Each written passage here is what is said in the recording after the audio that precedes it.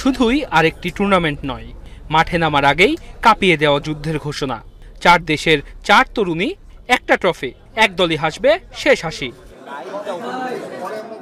এবারও ঘরের মাঠে খেলবে বাংলাদেশ। টুর্নামেন্টের ডিফেন্ডিং চ্যাম্পিয়নও তারা, যদিও শেষবার ট্রফি ভাগাভাগি করতে হয়েছিল ভারতের বিপক্ষে। তাই কোচ পিটার বাটলারের চোখ একক শিরোপায়, অধিনায়ক আফিদার কাছেও সাফ বিশেষ কিছুই।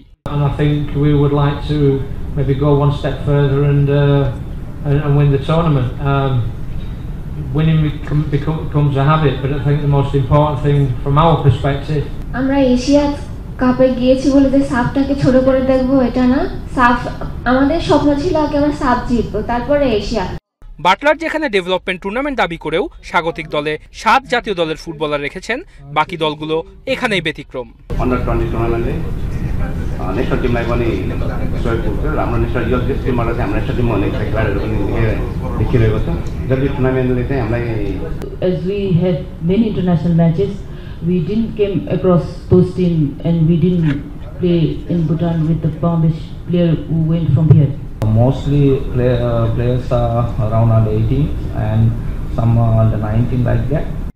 এবারের টুর্নামেন্টে নেই ভারত, তাই স্বাগতিকরা ছাড়াও শিরোপার সবচেয়ে বড় দাবিদার নেপাল।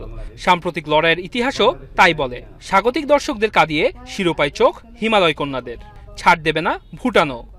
हेरौँ यो पालिको बङ्गलादेशमा खेल्दाखेरि बङ्गलादेशमै खेल्दा हराएर जाँदा कतिको रमाइलो हुन्छ त्यस्तो रमाइलो। We don't have any favorite, but we are taking this as not as a challenge but as an opportunity to play with all the team. টুর্নামেন্টের উদ্বোধনী ম্যাচেই আফিদাদের মুখোমুখি হবে লঙ্কানরা, যদিও কোচের কণ্ঠে পিটার বাটলারের দল নিয়ে সমীহ।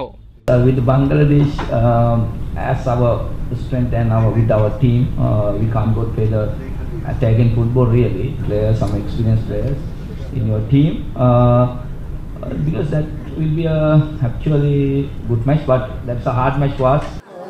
শুক্রবার শুরু হওয়া 4 জাতির টুর্নামেন্ট শেষ হবে 22 জুলাই।